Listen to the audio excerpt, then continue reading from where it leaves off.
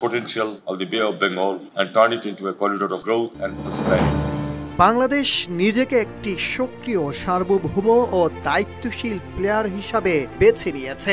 আমরা দৃঢ়ভাবে জড়িত থাকব, প্রয়োজনে দৃঢ়ভাবে কথা বলবো এবং জাতীয় স্বার্থ ও আঞ্চলিক স্থিতিশীলতার দিকে নজর রেখে সর্বদা উৎপাদনশীল অংশীদার হব। বাংলাদেশ নিষ্ক্রিয় করিডোর নয়, আত্মবিশ্বাসী হয়ে চলতে চায়, এইভাবে দেশের অবস্থান ব্যক্ত করে মন্তব্য করেন পররাষ্ট্র উপদেষ্টা Touhid Hossain. 22 November center for governance studies আয়োজিত বে অব বেঙ্গল কনভারসেশন 2025 উদ্বোধনী অধিবেশনে এসব কথা বলেন তিনি।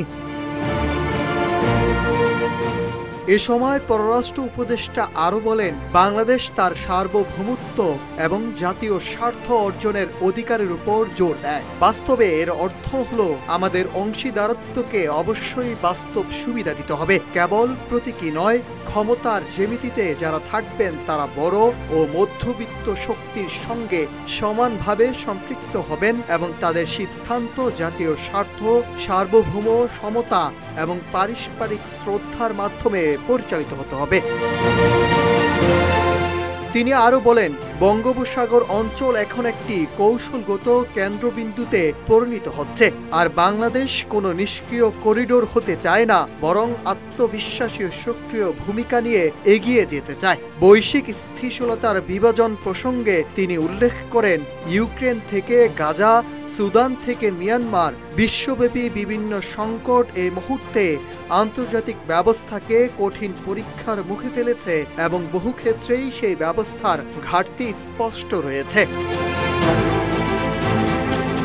উপদেষ্টা তৌহিদ হোসেন বলেন, আমার দেশ ভঙ্গুরতার মূল্য জানে। বাংলাদেশ মিয়ানমার থেকে জোরপূর্বক স্থানচ্যুত লাখো রোহিঙ্গাকে আশ্রয় দিয়েছে। জাতিসংঘ শান্তিরক্ষা মিশনে গুরুত্বপূর্ণ অবদান রেখেছে।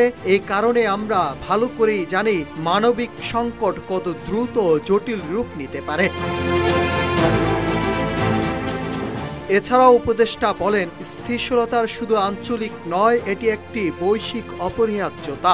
এজন্য এমন কার্যকর বহুপাক্ষিক ও আঞ্চলিক প্রতিষ্ঠান গড়ে তুলতে হবে যা শুধু বক্তব্যে সীমাবদ্ধ থাকবে না, বরং বাস্তবমুখী কর্মসূচির মাধ্যমে প্রকৃত পরিবর্তন নিশ্চিত করবে। নাহিদ হাসান, নিউজ টেক্স, ইত্তেফাক।